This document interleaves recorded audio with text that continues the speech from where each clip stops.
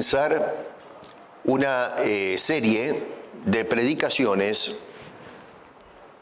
donde vamos a revisar algunas de las corrientes de pensamiento que, aunque parezca mentira, a veces cuando hablamos de filosofías y maneras de pensar, la gente se alarma porque piensan que entramos en un terreno demasiado intelectual, cosas que no tienen absolutamente nada que ver con nuestra vida diaria. Pero vamos a mirar, y voy a hacer el esfuerzo de desglosar estas ideologías y vamos a ver cómo han influenciado fuertemente no solamente nuestra manera de pensar, sino en la conducta de la sociedad. Y vamos a ir viendo cómo estas tendencias del pensamiento han entrado a la iglesia. Y mucho de lo que se ve hoy erróneo en la iglesia, no solamente en lo teológico, sino en la aplicación, se debe precisamente a la influencia que ejercen estas tendencias del pensamiento. Vamos a abrir nuestras Biblias en Jeremías capítulo 17. Estoy titulando esta serie Plenitud de vida en Cristo. Y aunque esto ahora parezca que no tiene sentido con el tema que vamos a tratar, a medida que vamos desarrollando la serie en las semanas que vienen, van a entender por qué le puse ese título. Y el tema de hoy lo estoy titulando El culto al hombre. Tengan paciencia que van a ver por qué lo pongo de esa manera. El culto al hombre. Jeremías capítulo 17, verso 5 dice: así ha dicho Jehová. Escucha esto: maldito el varón que confía en el hombre y pone carne, mejor dicho, por brazo, y su corazón se aparta de Jehová. Padre, gracias por tu palabra y te rogamos que en este viaje por las ideologías y maneras de pensar podamos regresar a las Escrituras y poder contemplar qué es lo que tú dices, que es la contrapartida de lo que los hombres dicen. Así que ayúdanos en esta exploración de este nuevo tema, en el nombre de Cristo Jesús. Amén. Voy a comenzar con un nombre que a lo mejor no es familiar para muchos de ustedes, pero van a ver por qué lo menciono. En otras ocasiones lo he mencionado. Y me refiero a Protágoras. Protágoras fue un sofista que vivió por allá en el siglo V antes del nacimiento de nuestro Señor Jesucristo. Los sofistas eran una casta de maestros ambulantes que viajaban en aquel entonces mayormente por Atenas, que era la capital del saber en el mundo helénico, y que iban enseñando, eran maestros de la persuasión. Estos hombres formaron un equipo de personas o maestros ambulantes que enseñaban el arte de la retórica por precio. Mayormente la gente de buena posición económica eran los que se beneficiaban de estos maestros. El problema con ellos es que lo que enseñaban era a argumentar de tal manera que se puedan ganar los argumentos. No estaban tan interesados en si se estaba argumentando a favor de la verdad, sino simplemente argumentar bien. Y entonces mucha gente, en el campo de la política especialmente, estaban interesados en esto, siendo que en la antigua Grecia las discusiones en los foros eran importantes para avanzar las ideas de una sociedad, en fin, que quería destacarse en aquel entonces. Hubo exponentes que estuvieron en contra de los sofistas, entre ellos tenemos a Sócrates, a Platón, a Aristóteles, personas o nombres que tal vez ustedes han escuchado Algunos han leído algunas de las obras.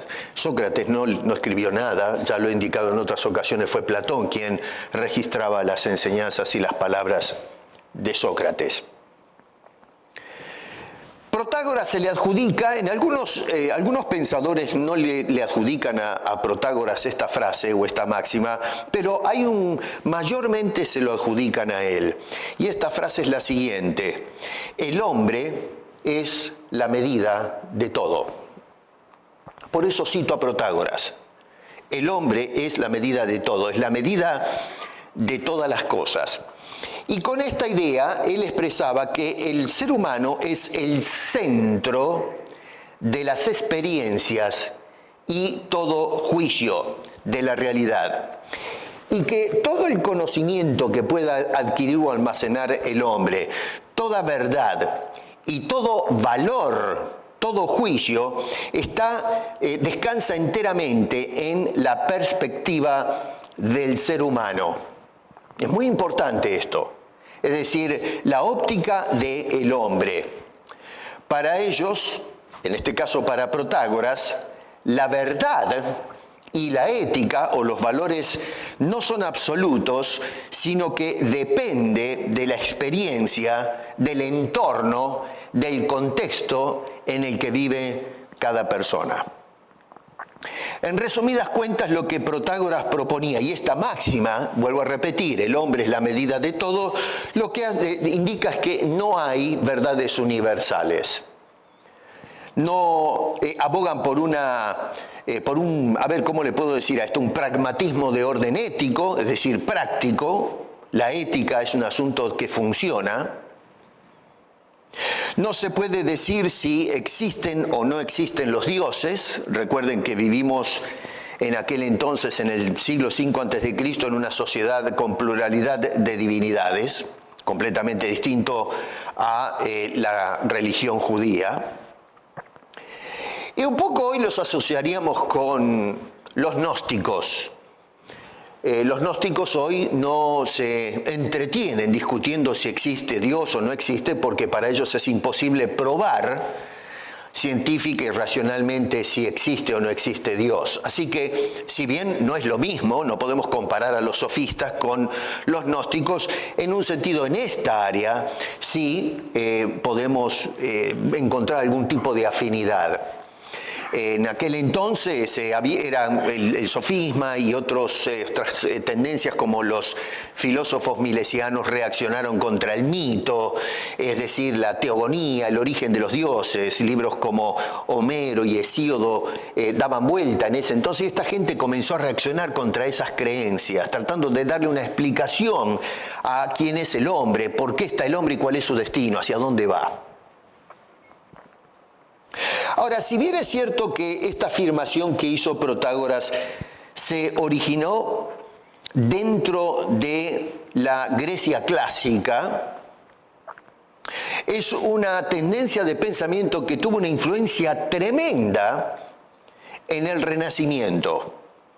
Estamos hablando del siglo XV, 1453.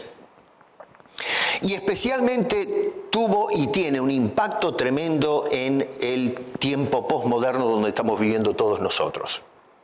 Claro, la gente no es consciente de esto y de sus orígenes, pero es la realidad que estamos viviendo todos, afuera y adentro de la iglesia. O sea que el humano, según esta tendencia, confía totalmente en el hombre sin tomar en cuenta a Dios en absoluto. Estamos hablando de una corriente de pensamiento que coloca al ser humano en el centro mismo de las reflexiones, enfatizando la dignidad, el valor y la capacidad racional del ser humano. Lógicamente, hasta este punto podemos decir que hay cierta afinidad con lo que nos enseñan las Sagradas Escrituras. La Biblia es clara en cuanto a la descripción que hace del ser humano. ¿Qué es el hombre? El valor inherente del hombre es portador de la imagen de Dios y cómo debemos interpretar al hombre y cómo debemos tratarnos los seres humanos. Así que desde esa perspectiva vemos que hay cierta correlación entre lo que propone el humanismo y lo que nos dicen las Sagradas Escrituras. El problema es que para el humanismo, como se entiende hoy, la fuente de autoridad sobre estos temas y muchos otros no descansa en un ente o en un agente fuera del hombre. Entiéndase por ese agente Dios mismo. No existe Dios o no existe un Dios que esté dando información a ese hombre, sino que el hombre es la fuente de información. Es el hombre mismo quien esconde los misterios y los secretos de la realidad. Y descubriendo esos misterios puede construir su propio mundo, ser el propio arquitecto de la realidad. Históricamente hablando, el humanismo como lo entendemos hoy surgió en el periodo renacentista. Estamos hablando acá de un movimiento que reaccionó fuerte e intelectualmente contra el teocentrismo medieval. La Edad Media puso mucho énfasis en lo que es una tendencia teocéntrica, centrado en la revelación, pero lo que vemos en esta tendencia humanista es reaccionar contra todo lo que tiene que ver con Dios, promoviendo en un sentido un retorno a la cultura greco-latina y destacando las capacidades y los logros del ser humano, prescindiendo completamente de Dios. El humanismo ejerció una influencia extraordinaria que no llegamos a medir en lo que es la sociedad contemporánea donde tú y yo, hermano, estamos viviendo hoy, promoviendo valores como la dignidad humana, como la libertad, la igualdad, los derechos humanos, y de alguna manera ha sido la plataforma donde se han establecido los sistemas democráticos, los derechos humanos, la educación integral. En el ámbito de la educación, por ejemplo, se ha estimulado al hombre a un análisis crítico, lo ético y también la comprensión intercultural. Uno de los problemas con esta corriente filosófica, yo la llamo corriente filosófica, algunos van a decir no, es una manera de pensar, pero en definitiva eso es que promueve una visión antropocéntrica de la realidad. Interpretamos todos teniendo al hombre como el centro. Y una postura o una visión que va totalmente en contra de la descripción que nos hacen las Sagradas Escrituras acerca de la realidad. En otras palabras, pone un énfasis extremadamente exagerado en el empirismo o las experiencias y en la autonomía de la razón humana como medio de descubrimiento y construcción social. Cuando tú miras la Biblia de punta a punta, lo que encuentras es que tiene una visión teocéntrica de la realidad. Es decir, Dios es el centro, no el hombre. Es Dios la medida de todas las cosas, no como anunciara Protágoras y la escuela sofista, que es el hombre la medida de todo. Dios viene a ser el centro y viene a ser el fundamento de la existencia humana. Cualquier tipo de filosofía, no interesa de qué lugar del mundo provenga y en qué etapa en la línea histórica venga esa filosofía, cualquier tipo de religión, cualquier tipo de creencia que ponga al hombre como el centro, como la autoridad máxima para estas cosas, para describir la realidad, está entrando en un choque frontal con lo que nos dicen las Sagradas Escrituras. Mira bien otra vez lo que dice Jeremías en ese versículo 5. Dice, maldito el varón que confía en el hombre. Y debido a ese desplazamiento de la confianza, nos dice la segunda parte, y su corazón se aparta de Jehová. Repito, mira la dinámica. El hombre que desplaza su confianza y la dirige al hombre, su corazón no comparte a Dios y al hombre, sino que se aparta de Jehová. Es la consecuencia de poner su confianza en Dios. El humanismo, aunque realmente aporta algunas cosas afines a lo que nos dicen las Sagradas Escrituras, sin embargo, ha tenido un impacto negativo en la sociedad humana. Mucha gente no lo quiere admitir, mucho menos la sociedad contemporánea.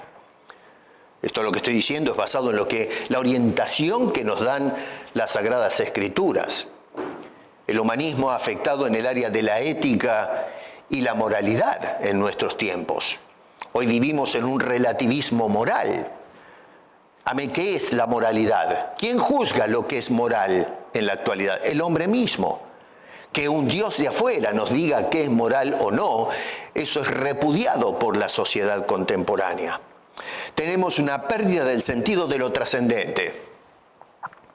Para nosotros hoy no hay Dios. Para la sociedad no existe el después, el más allá. Vivimos en una mentalidad nihilista donde cuando morimos se termina todo. No hay concepto de vida después de esta vida, concepto de juicio, concepto de bendiciones, la justicia de Dios. Todo eso es ajeno a lo que nos dicen las Sagradas Escrituras. El humanismo afectó también en una forma dramática la familia y las relaciones interpersonales. Es una cosa que lo vemos a diario. Hoy tenemos yo lo encuentro un individualismo, a pesar de que vivimos todos juntos en la sociedad, un individualismo desmedido. No estoy diciendo que a veces debemos actuar individualmente, a mí la salvación es individual, pero cuando el individualismo penetra todo lo que somos y cómo nos desenvolvemos en sociedad, ya es problemático. Hay una falta de compromiso comunitario. Lógicamente, los que tengan pensamientos progresistas o populistas van a decir que esto que estoy diciendo es falso. En nuestra Latinoamérica encontramos hoy que se establecieron programas de acción social donde lo que procuramos es establecer herramientas que puedan atender a la comunidad. Tenemos programas de subsidio, de alimentación, comedores públicos. Pero cuando nosotros revisamos las políticas sociales y comenzamos a levantar las baldosas o la alfombra, debajo de toda esa plataforma, esa base donde se construyen estas políticas, encontramos la ventaja, el robo, la estafa, políticos y dirigentes o punteros políticos que se enriquecen. Los vemos alimentando a los pobres en un comedor público, pero se toman las vacaciones en Europa o en Estados Unidos. ¿Es así o no? Encontramos que se establecen estos formatos de pretendida ayuda comunitaria, pero en realidad no hay interés por la comunidad. Lo que hay es un interés por explotar la comunidad para poder sacar ventaja de ellos. Y entonces lo que se hace es crear la pobreza y la necesidad para que los que manejan estos programas vivan enriquecidos, devorándose al pobre. Eso no es ayuda comunitaria, eso es explotación comunitaria. Bueno, eso es lo que trajo aparejado las ideologías que tienen como fuente o vertiente el humanismo. Afectó también el aspecto de la cultura y la educación. Tenemos un énfasis desmedido en el éxito personal y el materialismo. La educación está centrada en las áreas técnicas. Hoy no encontramos tanto énfasis en la preparación o en la formación ética, la filosofía, el pensamiento crítico. Hoy hablamos de pensamiento crítico en términos relativos. Si usted piensa distinto al otro, inmediatamente es cancelado. Es demonizada la persona que tiene una manera crítica de pensar, de no estar de acuerdo con el otro. Si usted se pone en desacuerdo con la otra opinión, por ejemplo el humanismo, inmediatamente es puesto en la lista negra. Ha afectado también en el área de la tecnología y la ciencia. Hoy, por ejemplo, tenemos o encaramos los desafíos de la ética, de la biotecnología y la medicina. ¿Hasta qué punto, por ejemplo, las compañías farmacológicas están interesados en el bienestar o más bien están comerciando con la enfermedad y la muerte? El problema de la clonación, la aborción y una cantidad de temas que podríamos estar discutiendo en este momento. Hay una falta de propósito y de sentido de la vida. Vivimos en una época donde existe una crisis existencial que va aumentando. Problemas con el tema de la identidad de género, el concepto de la sexualidad, una confusión total que está arrasando con la nueva generación. Se fomenta el consumo y se nos deja entonces a la sociedad con un vacío profundo, interior en el alma. Esto que les estoy diciendo son algunos de los puntos críticos que ha traído aparejado el humanismo, que promueve esta corriente. El hombre es la medida de todas las cosas.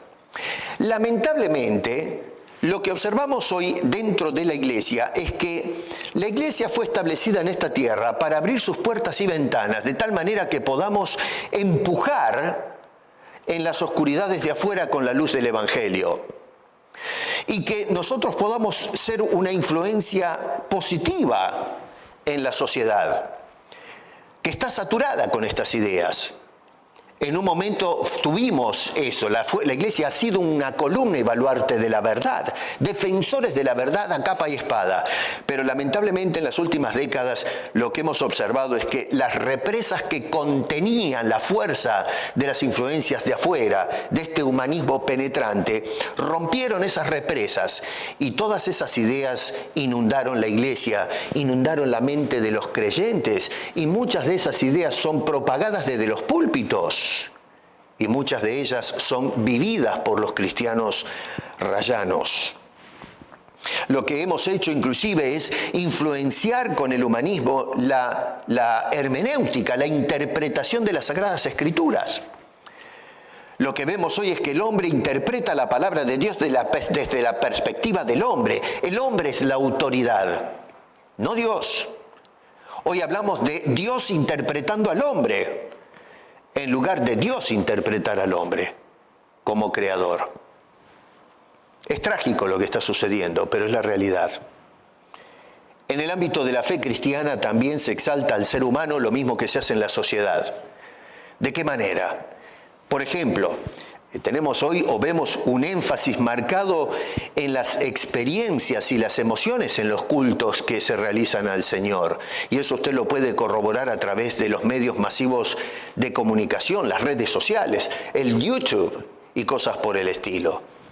Se centra más el culto en cómo se siente la persona cuando va a la iglesia, en lugar de cómo se siente Dios en relación a esa persona que le ejerce el culto.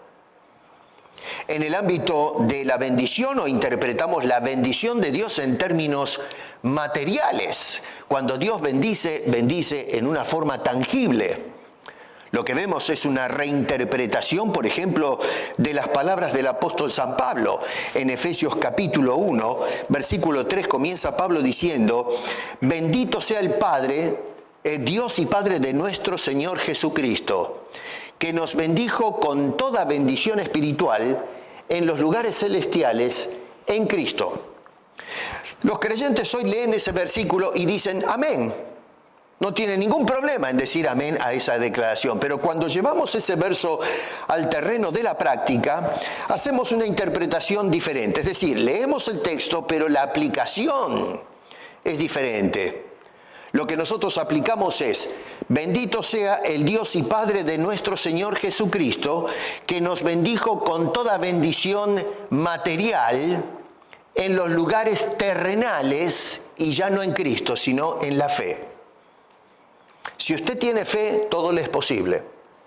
Si usted tiene fe, Dios va a abrir las ventanas del cielo y lo va a colmar de bendiciones materiales. ¿Se dan cuenta la distinción que hay entre lo que nos dice el apóstol Pablo, que nos da la perspectiva por inspiración, y luego esta mentalidad humanista centrada en el hombre y la perspectiva del hombre, que interpreta todo lo que Dios dice por revelación, pero en el ámbito humano? Otra área en la Iglesia donde ha influenciado el humanismo es la percepción y la proclamación de la autonomía y la autocomplacencia. Hace años que se ha metido en la Iglesia este culto, esta doctrina de la autoestima. ¿Cuántas veces hemos escuchado que tienes que tener una buena autoestima, una estima personal? Se han escrito libros cristianos que defienden la autoestima. Se predica desde los púlpitos, grandes predicadores que hablan de la autoestima. Bueno, la autoestima usted no la va a encontrar en ningún lugar de la Biblia. Es una doctrina foránea a las Escrituras. Es un constructo ideológico que tuvo sus inicios a principios de la década del siglo XX. Es cierto que algunos podrían decir, los que nos siguen en el canal, no, bueno, pero ya y mentes como la de ¿cómo se llama? Sócrates o Platón o Aristóteles ya hablaban en un sentido de la estima que debe tener el hombre en sí mismo. Y claro, por supuesto, tenemos el germen en la declaración de Protágoras. El hombre es la medida de todo. Hay una estimación o sobrevaloración del hombre. Pero esta ideología se metió en este mundo con toda su fuerza en el siglo XX. Tenemos exponentes como Abraham Maslow, su famosa pirámide de Maslow, donde indica que el hombre tiene que satisfacer necesidades básicas para poder entonces sentirse realizado. Carl Rogers o el señor Adler, educadores de ese tipo. De este concepto de la valía personal nace el empoderamiento entonces. Y hoy tenemos movimientos ideológicos que hablan del empoderamiento de la mujer, el empoderamiento de la persona que es obesa, el empoderamiento de la persona que tiene disforia sexual o de género y cosas por el estilo. El otro día salió el colmo ahora, en esta semana que pasó, estaba leyendo, no me acuerdo si fue jueves o viernes, de una persona que se percibe como robot. Y la sociedad le tiene que dar el lugar a una persona que se percibe como robot. Yo no tengo problema si viene una persona y me dice, pastor, yo soy un robot. Fine, usted es un robot, pero que me quiera obligar a mí a aceptar la realidad de que yo afirme, sí, usted es un robot. Si usted se percibe como un ladrillo, está bien, es problema suyo. Pero cuando queremos que toda la sociedad defienda ese tipo de ideas, y que tratemos a una persona como un robot. Ayer nos reíamos con mi señora, estábamos almorzando y hablábamos un poco de esto. Y cambiábamos o intercambiábamos opiniones. A ver, yo que el tipo en vez de sentarlo a la mesa a comer, lo enchufo en la corriente eléctrica, ¿no? Para cargar la batería. Le pondría aceite en las bisagras, ¿no? En lugar de pomadita para calmar el dolor de músculos, le echamos aceite de cocina o de máquina. Dígame usted. En lugar de dormir en la cama, lo meto en el armario donde guardo los equipos electrónicos. En lugar de ir al médico o a la emergencia, a la sala de un hospital, lo mando a Best Buy, que lo agarren los técnicos en computación y que le cuiden los males. Después de todo es un robot. Pero hemos llegado a un nivel de idiotismo que es sorprendente. Y estas cosas se metieron adentro de la iglesia. Usted escucha constantemente que se habla de la valía personal de la persona, que hay que potenciar a la persona. Y eso, por supuesto, nos lleva también a buscar dentro de la iglesia, los creyentes, los logros personales en lugar de buscar la voluntad de Dios. También ha afectado en lo que es el concepto de inclusión y relativismo moral. Se evita hablar, por ejemplo, de la palabra pecado, justicia, juicio, de arrepentimiento para no ofender a las personas en la sociedad. En cuanto a los servicios religiosos, usted encuentra hoy que son montajes de espectáculos y entretenimiento. El enfoque hoy está en la creatividad humana. Lo que observamos es que el culto se organiza con el fin de complacer las expectativas de un consumidor. Y por supuesto también, y algo que voy a hablar en otra ocasión, es que se fomenta el pragmatismo en la iglesia. Si algo funciona, está bien. Si nosotros establecemos una manera de darle culto a Dios y vemos que la gente viene a la iglesia, está bien, no interesa qué tipo de culto. Y es por eso que escuchamos merengue, bachata, corridos y todo tipo de cosas raras en la adoración a Dios. La gente viene a la iglesia, por lo tanto está bien. Tenemos gente que baila hoy en los púlpitos adelante. Bueno, a la gente le gusta y viene a la iglesia, luego les predicamos el evangelio. Así que si funciona, está bien. Eso es el pragmatismo, ya lo voy a desarrollar un poco más. No, cuidado, si funciona no quiere decir que está bien.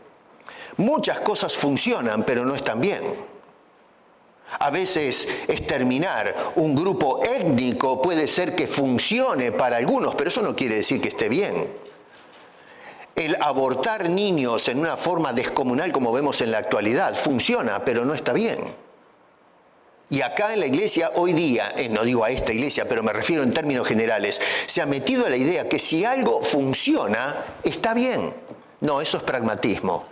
Eso es un concepto humanista que nada tiene que ver en la mente y en los cultos de los cristianos. En definitiva, a ver, el humanismo se trata de un culto al ego. Es la idolatría al yo. ¿Me entiende lo que le estoy diciendo? Es un ídolo y ese ídolo es el hombre. El apóstol Pablo, cuando escribió la carta a los romanos, esto es algo tremendo porque parece hasta mentira cómo las escrituras, a pesar que se inspiraron hace 2000 años atrás, tiene una relevancia tremenda lo que está sucediendo hoy. En el verso 25 de Romanos capítulo 1, Pablo dice esto: ya que cambiaron los hombres la verdad de Dios por la mentira. El hombre en sociedad ha determinado cambiar la verdad que viene de afuera del hombre, no de adentro, no es el hombre mismo, es de afuera, Dios revelando lo que es ciertísimo. Y el hombre le dice no a la verdad. Y no es para perseguir la verdad por sí mismo, sino para abrazar la mentira. Cambiaron la verdad por la mentira. La pregunta es, Pablo, ¿de qué manera hizo el hombre esta permuta? Y Pablo dice allí en ese versículo, honrando, 1, y 2, dando culto a la criatura en lugar del Creador que es bendito por los siglos. ¿Qué me dicen? Pablo era certero. ¿Pero por qué? Porque Dios lo inspiraba. Dios desde fuera le estaba revelando la verdad cruda. Y este hombre dice, los hombres hemos cambiado la verdad que viene de Dios por la mentira, el engaño, permutando a Dios por el hombre. Repito, honrando y dando culto a la criatura. Este pasaje bíblico que tenemos acá, hermano querido, es una severísima advertencia contra el humanismo.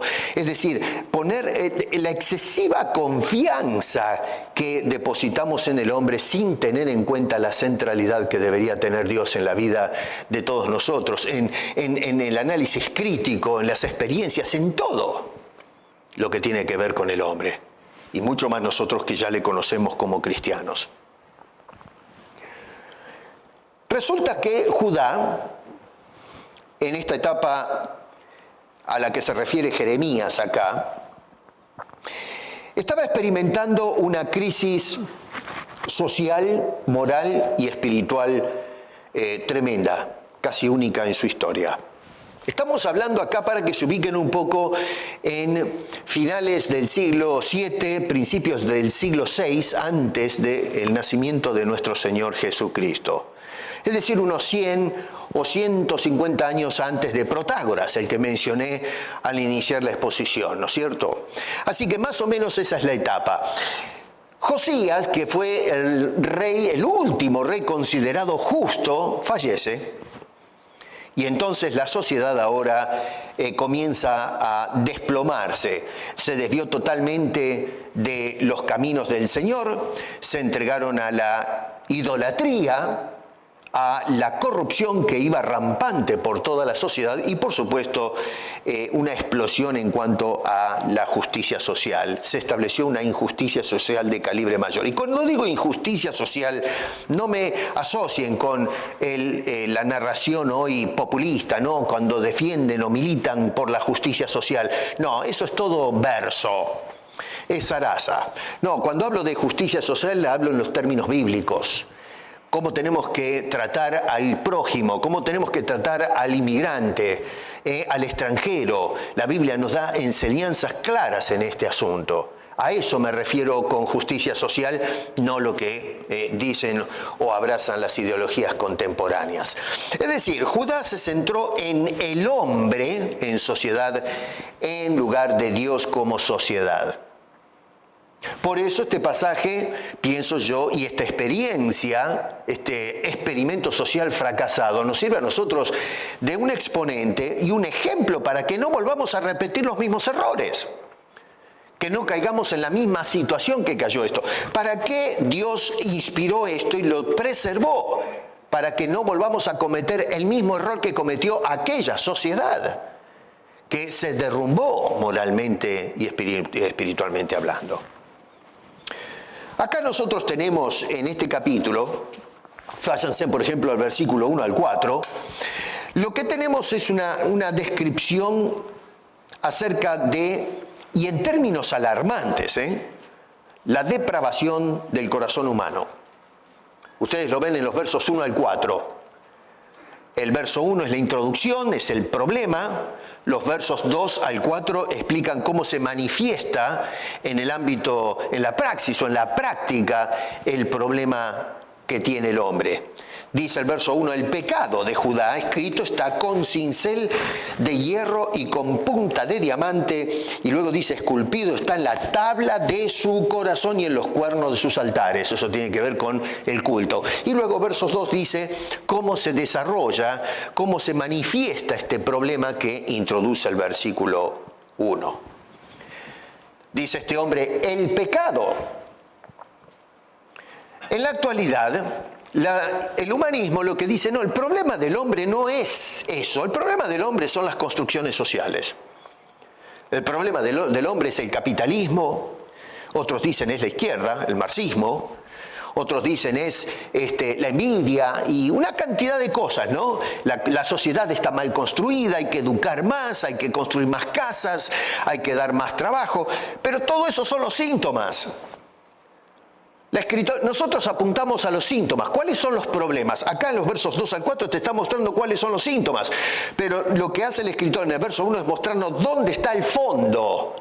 ¿Por qué suceden estas cosas? ¿Por qué el hombre se conduce en esos términos? Y dice que el problema es el pecado. La palabra esa quiere decir errar el blanco. Etimológicamente hablando, la palabra es jatá en hebreo. Así que nos dice este hombre entonces fíjate bien qué interesante, porque tanto en el original, en el hebreo, como la traducción en el español hace un buen trabajo, porque lo que hace es poner al pecado en forma enfática. Por eso comienza la frase diciendo, el pecado es el problema del hombre. Y dice este señor, repito, y el humanismo rechaza esto. De ninguna manera el humanismo va a aceptar lo que está diciendo Jeremías capítulo 17, versículo 1, que el problema está adentro nuestro. No, el problema está en la sociedad.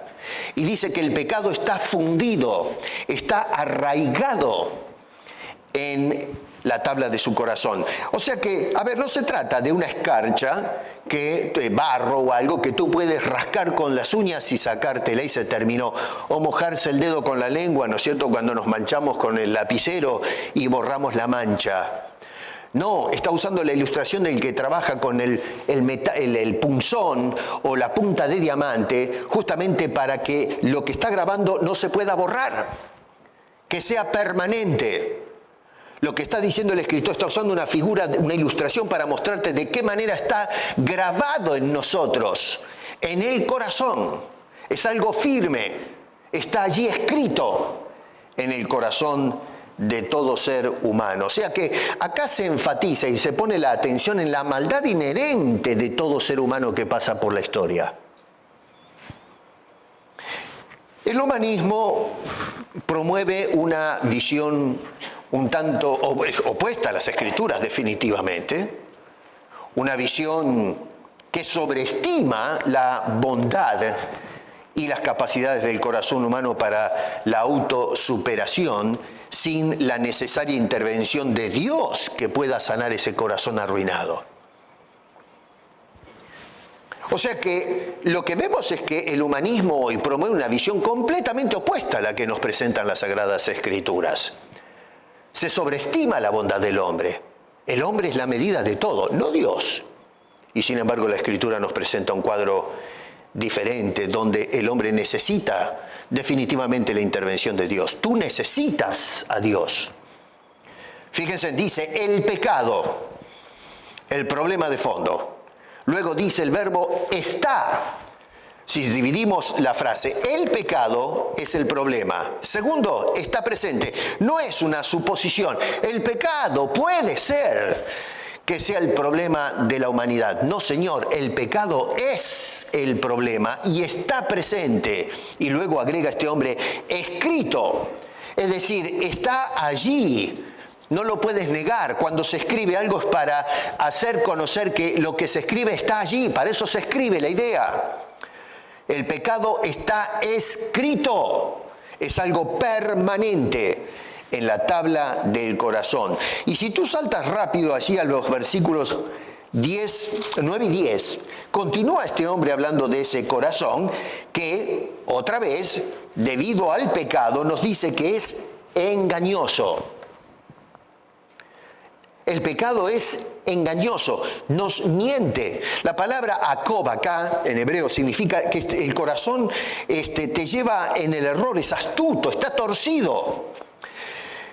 En la actualidad escucho dentro y fuera de la iglesia que hablan, ¿y qué dice tu corazón? Escucha lo que te dice tu corazón. No sé cómo actuar en la vida, ¿y qué dice tu corazón? Bueno, sé sensible a tu corazón. Hoy hablamos en términos cristianos, decimos, ¿qué es lo que dice el Espíritu Santo a tu corazón? Pero en realidad estamos interesados en escuchar no al Espíritu Santo, que nos va a hablar de la voluntad de Dios, sino lo que te dice tu corazón. ¿Qué puso Dios en tu corazón? Y entonces usamos a Dios como pretexto para escuchar al corazón y no escuchar a Dios. ¿No han escuchado nunca eso? ¿Qué es lo que Dios puso en tu corazón? Y entonces hacemos cualquier disparate. No, Señor, no es lo que Dios puso en tu corazón, es lo que Dios revela en su santa palabra, que el Espíritu Santo habla a tu corazón, no para que escuches tu corazón, sino que escuches el corazón de Dios. Y sin embargo, hoy el lenguaje cristiano se ha saturado de estas ideas que vienen de afuera. Escucha tu corazón. Bueno, ¿qué dice la Escritura? No, no escuches tu corazón porque tu corazón es engañoso, te miente, te dirige mal. Y luego dice que es perverso. Otra palabra muy, pero muy interesante. La palabra hebrea significa un corazón enfermo completamente, profundamente arruinado, dañado.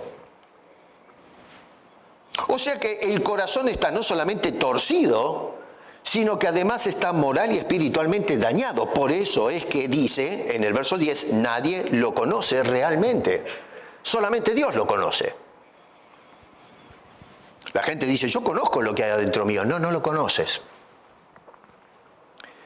Sócrates utilizaba la palabra, siglo IV, una frase que también se hizo popular y se usa mucho, y aunque tal vez no la conocemos la frase, pero sí está metida en nuestra psiquis.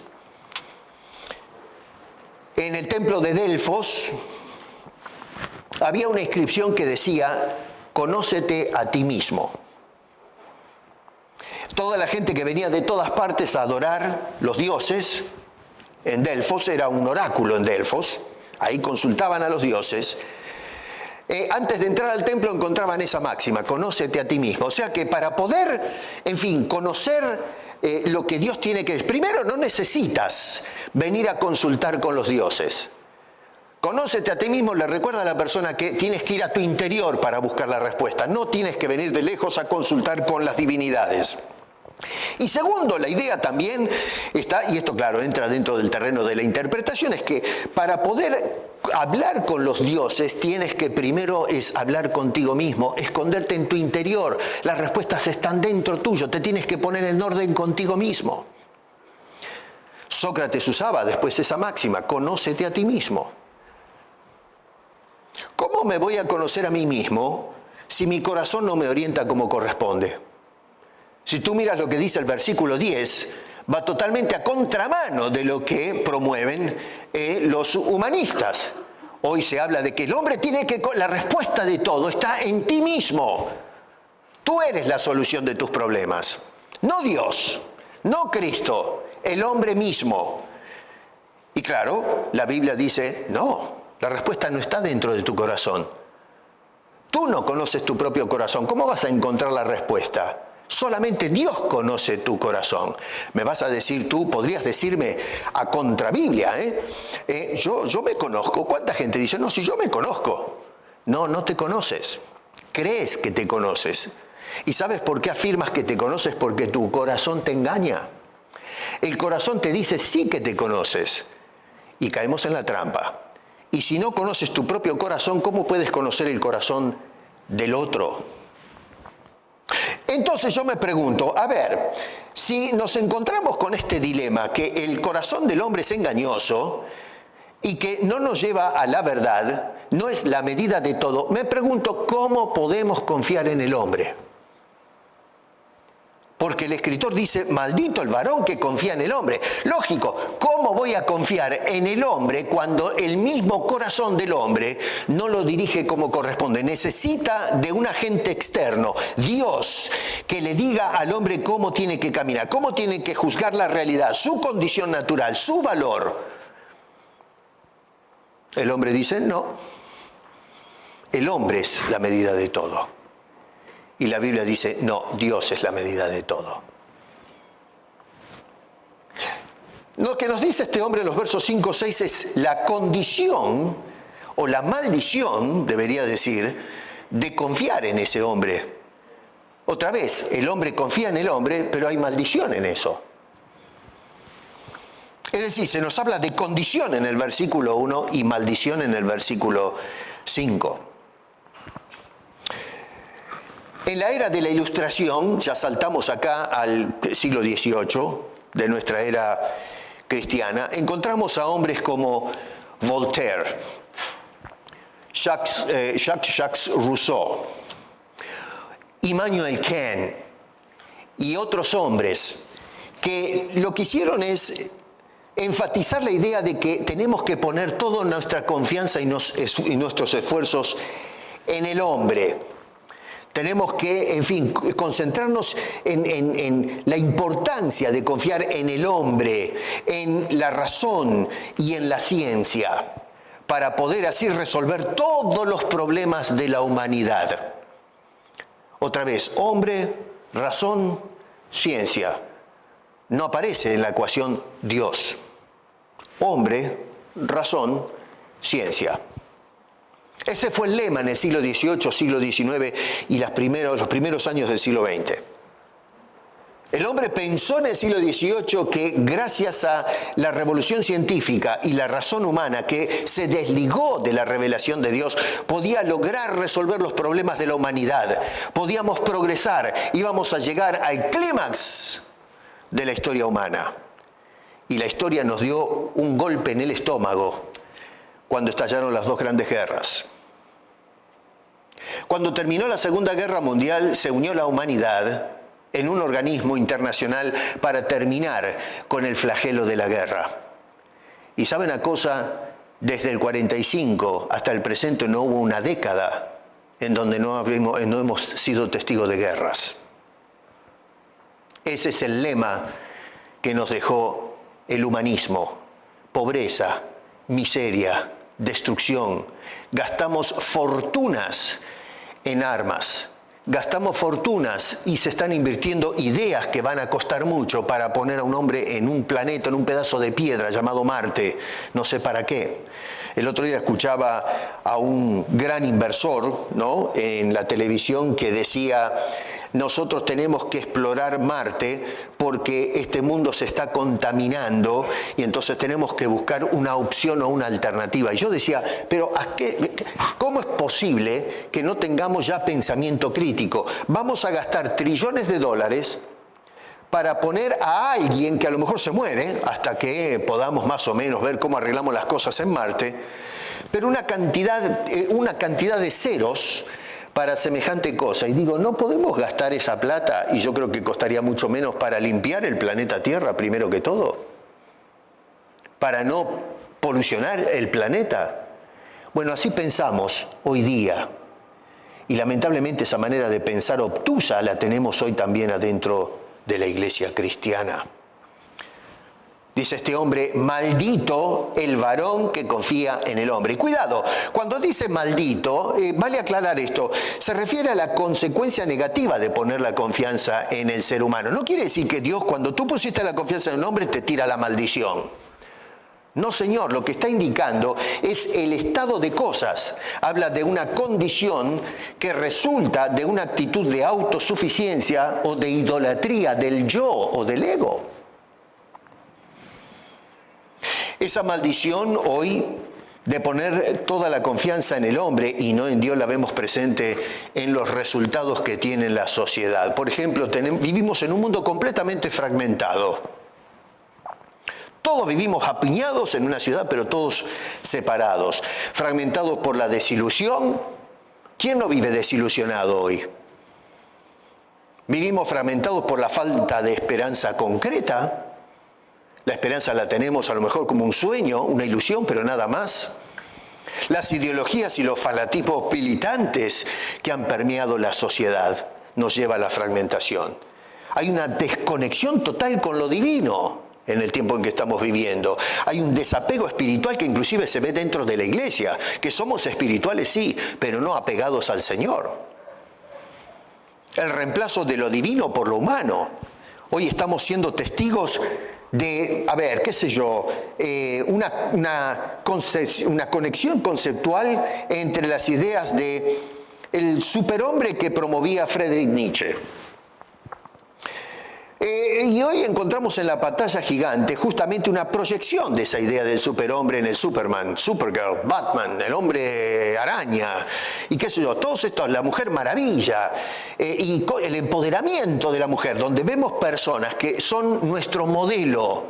Queremos emular la fuerza, la habilidad, la inteligencia de estos superhombres. ¿Y la iglesia qué? ¿Está vacunada de eso?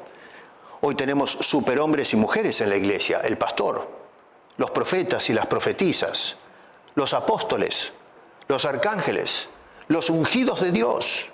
Esos son los superhombres de Nietzsche dentro de la iglesia. Claro, no conocemos a Nietzsche, no conocemos el concepto de superhombre, pero la idea está.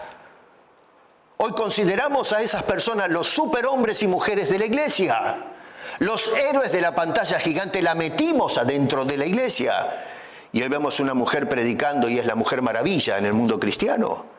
Vemos un charlatán que se dice ser apóstol y es el Superman de la iglesia. El humanismo está metido en nuestro ADN, hermano querido. Lo que pasa es que no lo hemos reconocido todavía. El haber puesto nuestra confianza en el hombre nos ha llevado a la soledad y el aislamiento. Vivimos en esta atomización urbana. Pónganse a pensar, yo vivo con mi esposa en un edificio, no sé cuánta gente vive adentro, y es interesante porque estamos todos juntos en un pedazo de bloque y nadie se conoce. Se muere uno y lo descubren por el olor, después de unas cuantas semanas, viviendo al lado uno del otro. Vivimos todos juntos en la sociedad, todos juntos en esta ciudad. Y usted no se da una idea de cuánta soledad tienen las personas que tienen que ir a un centro terapéutico para encontrar sentido a la vida. Gente que gasta fortuna en pastillas contra la depresión.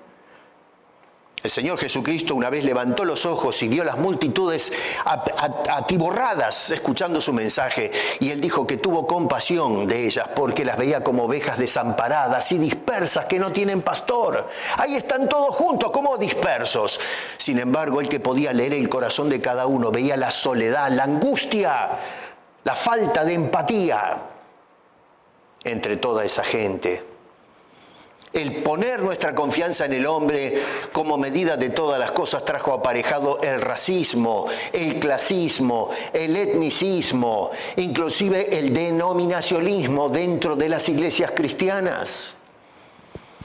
La desconfianza en todas las instituciones, ya nos confiamos en el ámbito de la política, en los sistemas de educación, los sistemas de la salud, No creemos en nada, nadie confía en nada. Y hoy día, desgraciadamente, no podemos confiar ni siquiera en las iglesias, no confiamos en sus maestros, no confiamos en los pastores, los que dirigen el rebaño de Jesucristo. Es lógico que suceda esto, no te extrañes, porque, a ver, si el corazón humano está saturado del pecado, como dicen las Escrituras, y es totalmente desconfiable, a tal punto que ni el hombre mismo lo conoce, ¿cómo vamos a confiar en él? Hoy miramos a los caudillos políticos que prometen solucionar todos los problemas del mundo, acá en el país vecino, aquí en Canadá, en nuestra Latinoamérica, y todos están ilusionados. Este va a resolver los problemas. No te engañes, no van a resolver nada. Tal vez mejoren un poco las cosas a lo que fueron los años pasados, pero no van a arreglar este mundo. Nosotros caímos hoy exactamente en la misma maldición que aquella generación, la de confiar en el hombre por encima de Dios como medida de todas las cosas. Y por eso nos va mal y estamos decepcionados y cansados. ¿Qué respuesta hay para este problema? Porque no es asunto de pintar el cuadro siniestro. Dios no nos deja tirados ahí, en la desesperación. ¿Cuál es la respuesta? Bueno, la bendición de confiar en Dios por encima de todo. Otra vez, mira el verso 5. Dice, maldito el varón que confía en el hombre. Pero luego saltas al verso 7 y usa la misma frase, pero cambia la perspectiva. Dice, bendito, observa, maldito y ahora bendito. El varón que confía. Es exactamente la misma construcción, pero revierte completamente los resultados. Uno es maldito, pero el otro es bendito. El varón que confía en Jehová y cuya confianza es Jehová. Y quiero que observes que deliberadamente la inspiración pone el énfasis en la confianza. A donde apunta el escritor es, ¿dónde está tu confianza? ¿En qué confías? ¿En quién confías? Yo confío en el hombre. Alguno puede decir, yo confío en el pastor de la iglesia, en la pastora de la iglesia, en el apóstol de la iglesia. Maldito el varón que confía en el hombre. La confianza es un tesoro que nos ha dado Dios, pero cuando se deposita en el cofre correcto. La confianza la tienes que poner en Cristo Jesús, en el Dios que se hizo carne, que se manifestó a los hombres. O sea que, y quiero que tomes nota que cuando habla de confianza allí en esos dos versículos, note que ni siquiera es una confianza distribuida o compartida, que tú puedes confiar en Dios un porcentaje, pero también puedes confiar en el hombre. Nota que el pasaje bíblico no te da la opción de que puedes compartir o redistribuir tu confianza. Dios reclama la exclusiva en esto. En mí tienes que confiar, no en el hombre. Cuando usa el ejemplo del árbol ahí en el versículo 8, voy a correr para que después ustedes lo pueden leer. Lo que quiere mostrar es como una persona que pone la confianza en Dios, no importa en el terreno que esté, va a estar siempre bien plantado. El hombre cristiano, el hombre que pone la confianza en Dios, puede atravesar circunstancias extremas, la crisis social, la crisis económica, las crisis ideológicas. El mundo se le puede venir abajo alrededor suyo, pero por causa de Dios, él va a estar bien parado, firme. Y tenemos ejemplos elocuentes a través de las Escrituras de hombres que pasaron las 1001 y sin embargo por haber puesto su confianza en Dios, se mantuvieron firmes. Lee el capítulo 11 del libro de Hebreos y vas a tener un ejemplo elocuente de lo que te estoy diciendo. ¿Por qué esta firmeza a pesar de todo? Bueno, tenemos la esperanza de la resurrección y la vida eterna, versículos 14 al 18. Otra vez voy a correr un poquito acá. Pero la frase que me interesaría que consideres es la del verso 17 en la segunda parte. La esperanza está en Dios. Mira, dice, pues mi refugio eres tú, es decir, Dios, en el día malo. Así que nota cómo el escritor acá, cuyo corazón está marcado por el pecado, se reconoce en las Escrituras que es así, apela a la salvación de Dios, no del hombre. Maldito el hombre que confía en el hombre. El que pone carne por brazo. Aquel que piensa que un brazo, un hombre, un semejante me puede levantar del hoyo. Estás equivocado, porque esa persona primero está adentro del hoyo contigo. Para sacarte del hoyo tiene que estar afuera y tener un brazo fuerte para sostenerte y sacarte del hoyo. Pero la humanidad está toda en el hoyo. Nosotros creemos que hay algunos que están afuera y nos pueden sacar. ¡Mentira! La Escritura dice que nuestro corazón nos engaña, estamos todos en el hoyo, todos perdidos. Esta es una humanidad condenada, perdida, arruinada. Solamente alguien fuerte y desde afuera nos puede sacar del hoyo, y ese es Dios.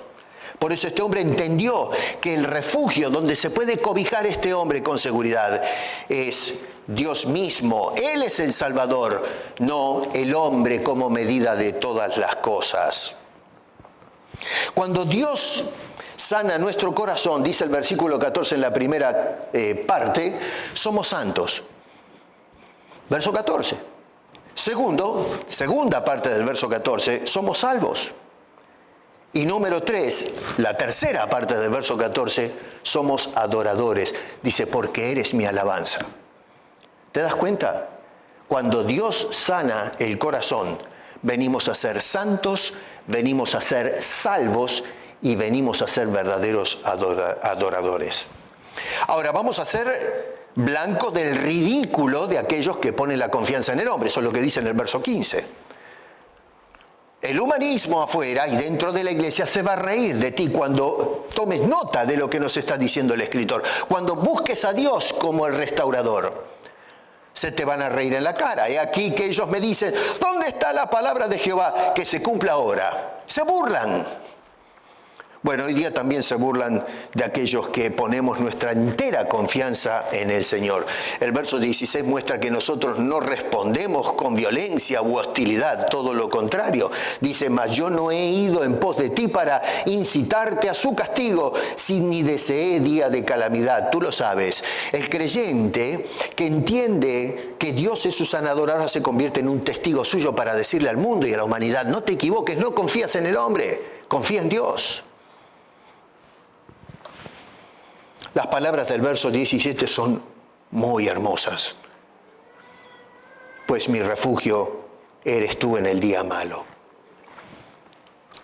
En definitiva, para ir ya cerrando, hay 3 frases, considero yo, esto es un poco subjetivo tal vez, ¿no?, la interpretación, pero son 3 frases que le dan la estructura devocional y práctica, es decir, lo que es la reflexión y la aplicación de lo que nos dice el capítulo 17.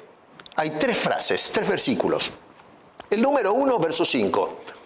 Maldito el varón que confía en el hombre y como consecuencia su corazón se aparta de Jehová.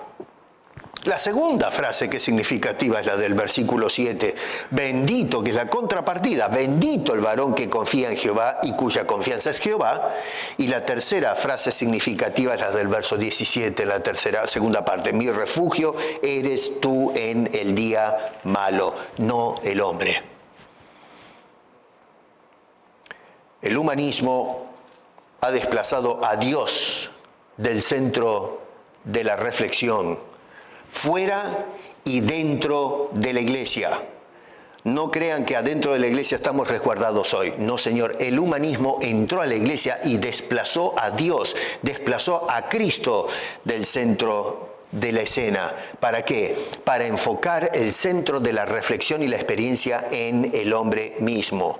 Todo el mal, toda la injusticia, todas las barbaridades que vemos hoy es el resultado de haber cambiado la centralidad de Dios para entronar en su lugar al hombre. El hombre dentro y fuera de la iglesia. Hemos entronado el ego. Ese es el Dios que adoramos. Y a ese Dios le dedicamos la sociedad. A ese Dios le entregamos nuestros hijos.